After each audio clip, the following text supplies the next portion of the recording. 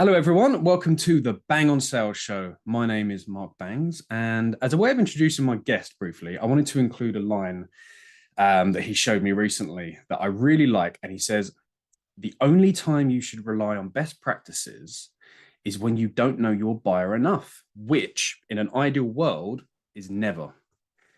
So I think that sets the tone for our conversation today. So my guest is Murugappan Meiyappan. How you doing, Muru? Good to have you on. Hey Mark, thank you. Thank you so much for having me on the show. I'm doing well. Awesome. So, I am what I like to call a medium agnostic creative. So, I write, whatever medium it is. Sometimes, it could be like from blog posts to like thought leadership to, brand building, whatever it is. So, sometimes it, manifests itself in like a song. Sometimes it's like a series of like a comic strip or whatever it is, right? Nice. And I'm the brand storyteller at Humantic AI. We help revenue teams understand their buyers to, adopt a more buyer-centric, sales approach rather. I love your title, brand story. The way you describe it, a brand storyteller. I love it, and I love Humantic AI as well. You touched on a few things around the buyer's journey, and I know that we're going to talk a little bit about so-called sales best practices. But could you maybe perhaps we can tie this all in together? So the buyer's journey. Tell me a little bit about that. I hope I'm not putting you on the spot too much here, but what is the common perception of what that is, and are there some areas maybe where there's some misconceptions? Would you say? Yeah. So, most of the times when you're, talking to a salesperson, uh, they tend to map a buyer's journey to their journey as a salesperson, right? So Sales when you, process. one of the, very relatable examples would be sometimes in a discovery call, let's say a buyer has done like ample research, they've done their homework, they know, this is a product that I want to buy. I just want to, have a conversation and then, give them my money, take my subscription. That's what they want to do. But you go into a discovery call and there is a defined process where salespeople they because they've clicked on request demo or because they've set up a discovery call, Yeah. they're like, okay, we need to run them through 4 or 5 more like milestones. Only then we get to like the closure, right? Sometimes if they are in a spot where they're ready to buy that particular product or engage in that deal, right? So sometimes there is a huge misconception that as a salesperson, if I am in this particular spot, uh, then that means my buyer is also in that particular spot. So I think that's something that we all need to, really like rejig how we look at it.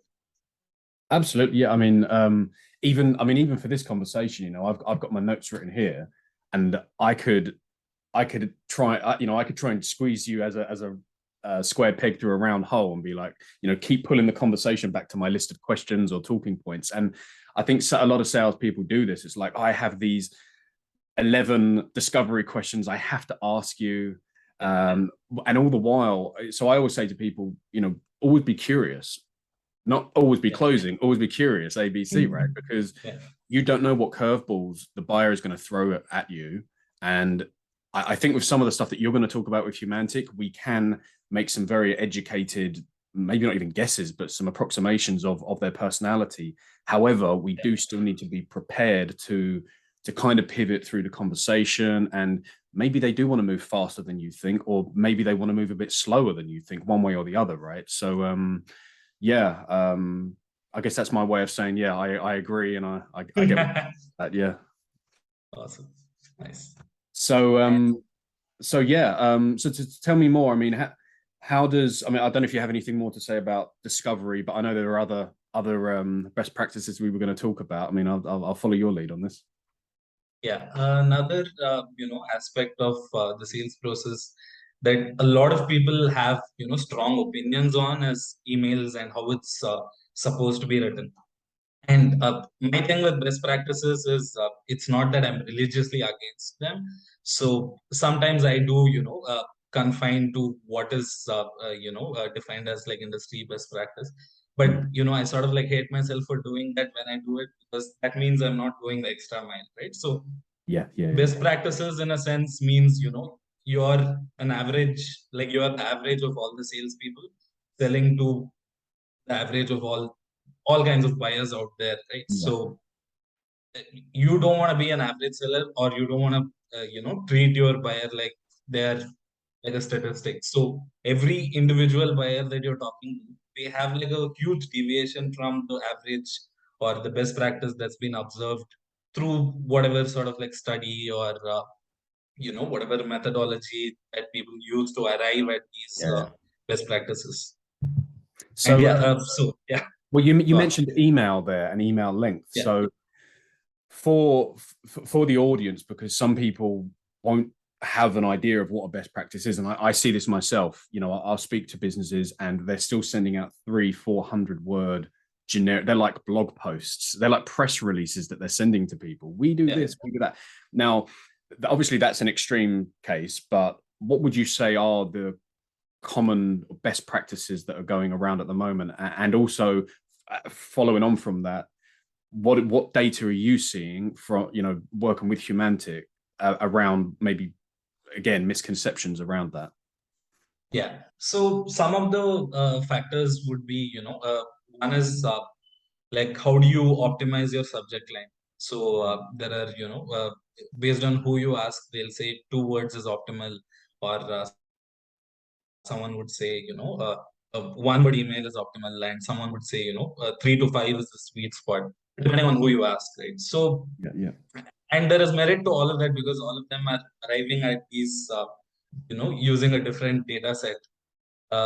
And what I really think is, while there is merit to these best practices on the subject line, you really need to know what kind of subject line would resonate with your buyer. So, for example, if I am selling like a highly technical product to a highly technical decision maker, right?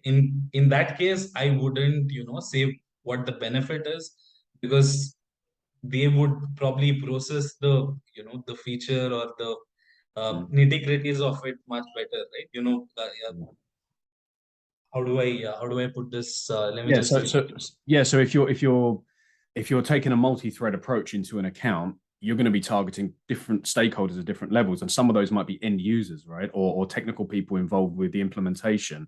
So I guess they're not going to care so much about, let's say, a ROI in a monetary sense. They're more interested in about how is this going to make my life easier, or how am I going to implement this or integrate it with a CRM or whatever it is. Am I on the right track there, would you say? Yeah, definitely. So, and this also translates into when you're getting into like nitty-gritty. Sometimes it's okay for you to, of course, don't write like a 40-word subject line, but you can always make it a little longer if you think that has a better impact on this particular buyer that you're targeting. So that way, I think like all the best practices about like subject lines, again, it does not factor in what kind of buyers is this a best practice for, right? So the other thing is we talk a lot about like email lengths, and you also mentioned, right? So again, you don't want to write like long blog posts. Again, I wouldn't, argue against it in certain cases, right? So for example, probably not in your first touch point, but maybe deeper down the conversation, and you figure out that your buyer has like certain questions about it, concerns about your product, and you're just gonna walk them through it, right? Again, let's assume in this case it's a more sophisticated product that we're talking about, and let's say our buyer is somebody who has a PhD from a Ivy League school, and they possibly hold on a position of a CTO or a chief information security officer. So in that case, I wouldn't want to box my email into like 100 words, and give that like typical structure of start with an observation, and then you make an addition, and then you give them a hook. That's not what they want. They want they want like extreme detail. They want to know what they're getting their hands into. So that's, you put yourself in your buyer's shoes and you figure out what sort of email would I want to receive if I was him or if I was her, right? Yeah, interesting. Kind of a long-winded response, but so no, it's really interesting. And could you know, obviously we don't want to go on too much of a tangent about the bells and whistles of Humantic, but how does Humantic AI actually help to facilitate this? What kind of insights is it giving us to show that, hang on, this person, you want to approach them in a certain way? Could you talk about that a bit? Yeah. So what Humantic AI does is, when you're looking at a buyer, for example, you usually when you're like prospecting or before you get into a meeting, it's practice for like salespeople to just look them up on LinkedIn, right? So when you look your buyer up on LinkedIn, or Humantic AI prompts you and says check out their personality, uh, upon which you figure out one, you get like a very brief overview, which is, if you're checking their profile like 10 seconds before your meeting, you just want to see, this person is ROI oriented, or this person is story oriented, this person is, relationship oriented, something like that. But it also gives a lot more detailed insights into, what should you do or what you shouldn't do when you're, talking to a particular buyer. And how we arrive at it is through we use personality models like DISC and Big Five to figure out is this person goal oriented, or is this person you know uh, story oriented. So there are certain personality types. For example, I am a SC type. So what that means is, I am somebody who asks a lot of questions. I'm skeptical. I am analytical, which is why I have like so many disagreements with these best practices even, right? So I mean, like it's a show of it. So that way, what really happens is, sometimes as a salesperson, right, you sell the way that you're comfortable selling. And for example, I would never, unless I put like a lot of extra effort, I would not be able to make a convincing pitch to somebody who is an I type or a DI type, because there is that inherent, what do you call, incompatibility, where I tend to talk about I go into the details. I go into, if you do this, that will happen, this will be the ROI you can expect. And all they're looking for is like an anecdote or a story saying, hey, this one time, what happened, and blah, right? So there would be like a lot of disconnect when that happens. So that's one part of it. And Humantic also goes into a lot of detail as to, how do you craft your email, or how do you engage with them on a call. And, during negotiation and closing, how do you, approach it.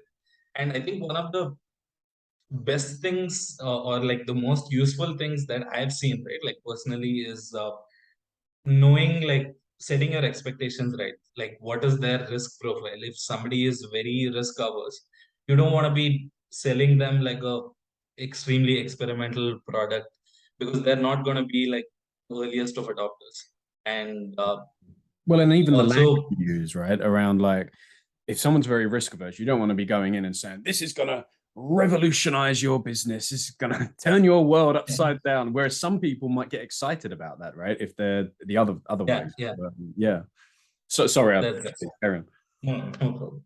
And the other like very helpful thing is, when a buyer doesn't have the ability to say no. Sometimes I think like some of the salespeople can really relate to this, where you have like a conversation with a buyer, and it seems like any moment the deal could come through, but the conversation keeps going on for months because they engage with you. They can't even turn down like a meeting like this. So uh, they like your product, but they don't have enough conviction to buy it, right? So most of the time it boils down to, they have like a very they're a people person basically, and they wouldn't So, as a people person, you wouldn't want to disappoint someone by, saying, no, I don't really want to buy this product. Yeah, and I think that the broader business implication for that is massive, because so many sales pipelines forecasts are clogged up with deals that are just never going to happen, because like you say, you've got people, tire kickers, people that are never going to buy from you, but they either don't want to say no, or maybe the salesperson has put them in a position where it becomes difficult to say no, because it's like, oh, let me send you a proposal, I'll introduce you to our technical team, or this or that, and it's just a waste of time and resources, and it makes it harder for the business to make decisions, because some percentage of their forecast is always going to be just fantasy. So yeah, okay, interesting. So just a couple of other examples here then. Obviously we talked about discovery, email length, subject lines, that sort of thing. What about even things like your tone? So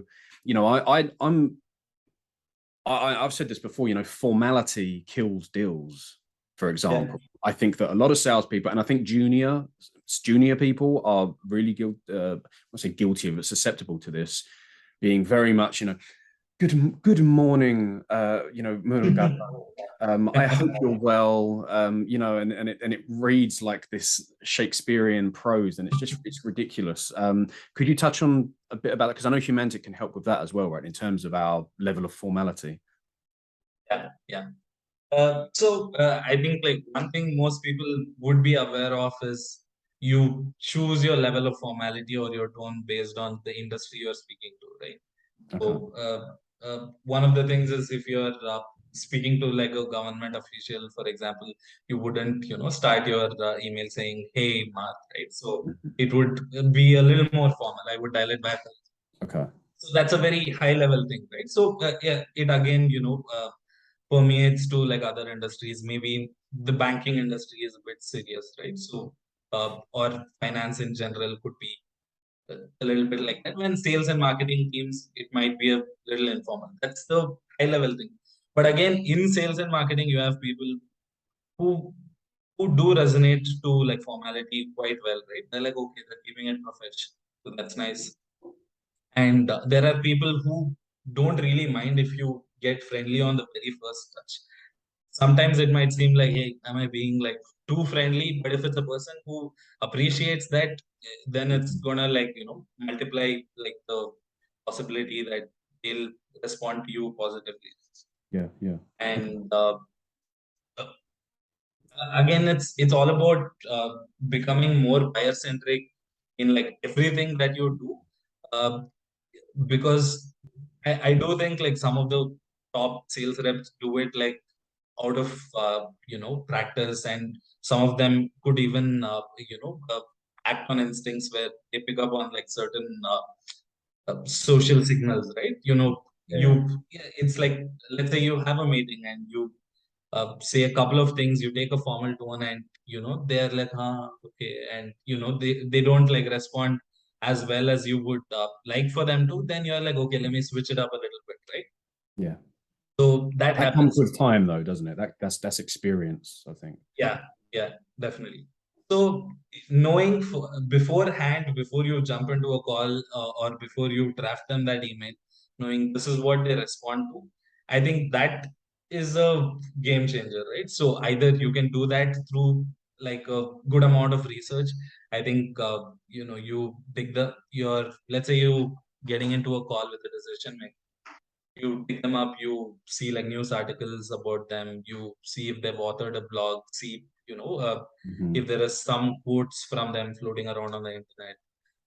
Maybe look them up on LinkedIn, Twitter, your usual suspects, right? So you do that, takes a bit of time, but you can gauge what's their communication style, and what should I be saying it, or rather, how should I be saying what I'm saying, right? For them to respond in a way that I want them to. I think that makes a huge difference. And with Humantic AI, the research time just dramatically decreases, where you wouldn't be spending like almost an hour. Instead, you would be spending a few seconds, right, figuring out this is the tone that I should take when I'm writing to them, and this is the tone I should take when I'm getting on a call with them.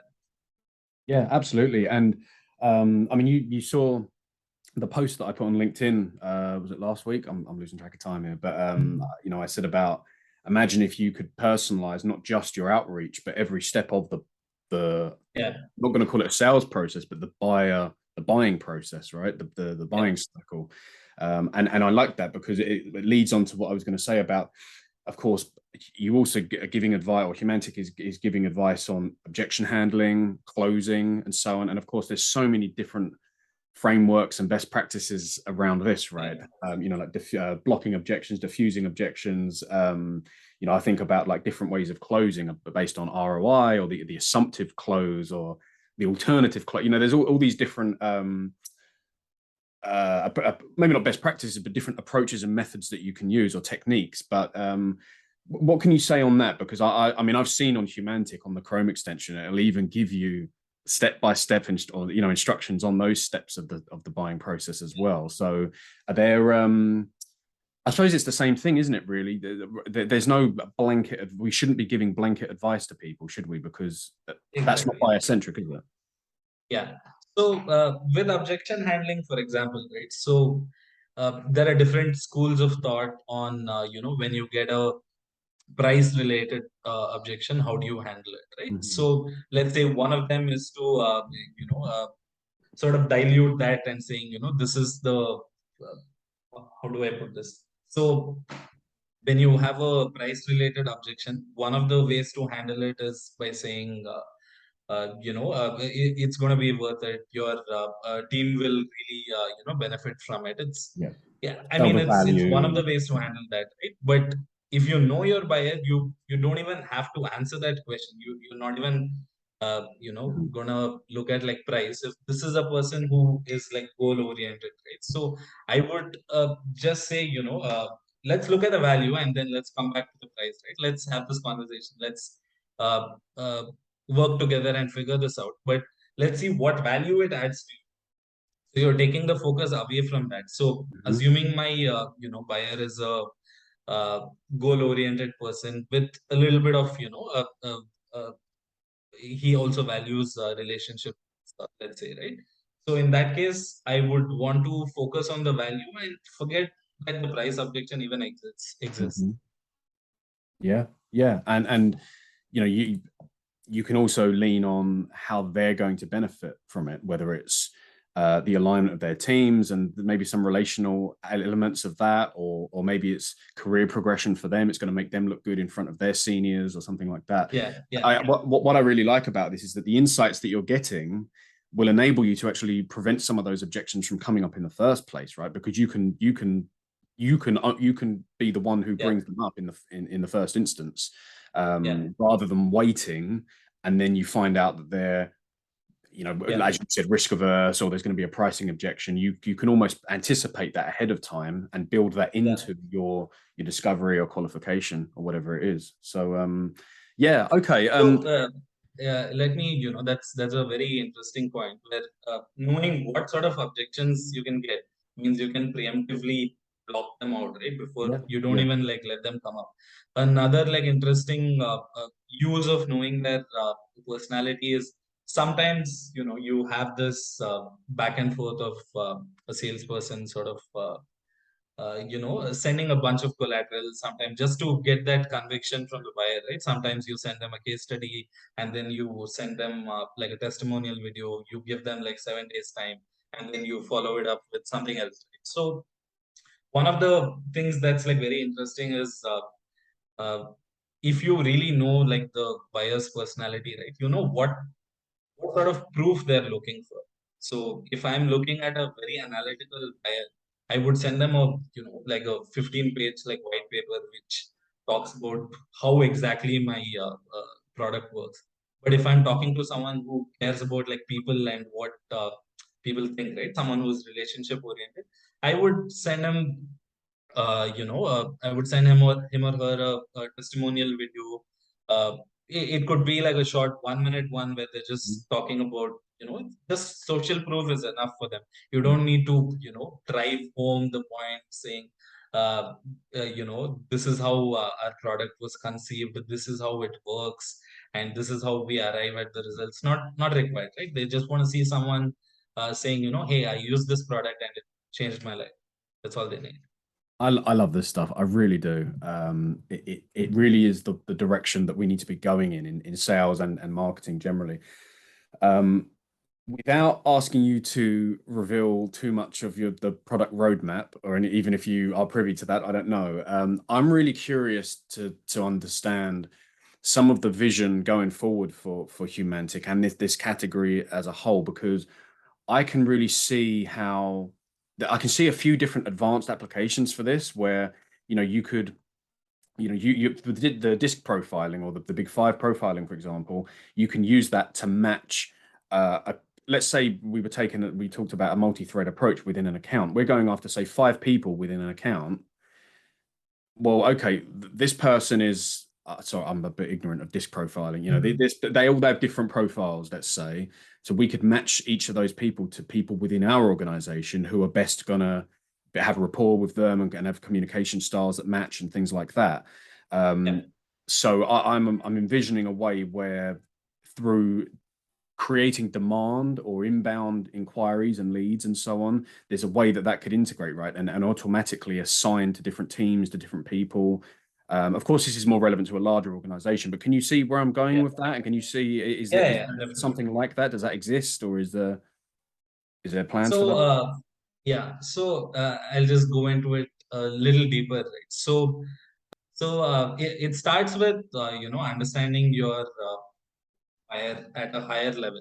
So not just your individual buyer, but if you look at patterns that emerge, in your existing customers and the sort of prospects that engage with you, there will be a pattern for most organizations saying, my ICP usually, it needs to be enhanced, in the sense that 70-80% of my buyers, for example, belong to like a certain subcategory of like personality type. So in that case, you can change all your messaging, so your marketing messaging or how you approach sales, all of that to be like laser focused on this particular segment. So your the entire thing becomes like a well-oiled machine, and uh, everything works much more smoothly, because if you know the sort of buyer that's looking at your website, or the sort of buyer that's going to become an inbound lead, you can build everything around that. So it starts with enhancing your ICP and understanding there is like a personality element in your uh, target audience that you're looking at. That's amazing. Yeah, so you can take your existing client base or database, or intent data from what that you've alluded to there, and run it through, right? And then you're going to get, right, okay, you can start to bucket people and figure out where you need to be, with your messaging and stuff. That's amazing, really is. And then the wheels turning in my head now. Yeah. And then, once you know that, with every lead that comes in, right, from like outbounding to how do you assign like inbound leads, which salesperson gets which lead, for example, right? So if you're a bigger organization and you have quite a decent like sales force, then you understanding which buyer is likelier to convert with which salesperson, that makes a lot of difference, because at the end of the day, it's like people interacting, right? So it's not businesses interacting with each other. That's great. Yeah, really good. And I'm also seeing how it can inform. Maybe this is a topic for another conversation, but I'm seeing how it could also be used to approach outbound programmatically, right? So instead of everybody doing one-to-one with the cold email and the LinkedIn outreach and things, it could be a case of, okay, thinking how this could work, but you're basically automating, right? So you can take a set of data, run it through Humantic, and then based on that, there'll be different criteria, like different personalization tokens and snippets based on the it's unbelievable to me. I'm probably going way above people's heads. Funny you mentioned that, right? So we have like a outreach integration where you can build out personalized cadences. Like it's a one-to-many cadence, but again, you have like sub-segments, right? Saying, for example, somebody has expressed interest, they click the button on your website, you've added them to a list. you can break that down by personality and use a different cadence on like different personality types. For someone who is more people oriented, pick up the phone, do a lot more calls. For someone who is not very keen on social interactions, right? Someone who is more keen on data. You reduce your frequency, but you pack it with details. So you build out different cadences that work for the buyer that you're interacting with. That's amazing. No, thank you, Mura. I really enjoyed this conversation. I'm seeing how it applies to some of the stuff I'm doing around channel validations as well, just to really enrich ICP, as you're saying. So yeah, in closing, just tell us quickly, where can people find you? Best place to connect with you? You can find me on LinkedIn. It's it's a fairly unique name. So you just type that out on your LinkedIn search bar, you should be able to find me. Yeah. Brilliant, brilliant. I was going to say the same thing about my name, but there's actually quite a few Mark Bangses on yeah. LinkedIn. So I'm not you got lucky. You got lucky. Your name, translates into a very good two syllables. podcast. Nice and simple. Yeah. Oh, that's awesome. Yeah. Well, look, brilliant. Thank you again, and yeah, I look forward to staying in touch and seeing what's on the horizon for Humantic, because I think it's a great product, doing really good work. So yeah, thanks for coming along. Thank you, Mark. Cheers, Thank you for Take having care. me. This was great fun. Bye bye.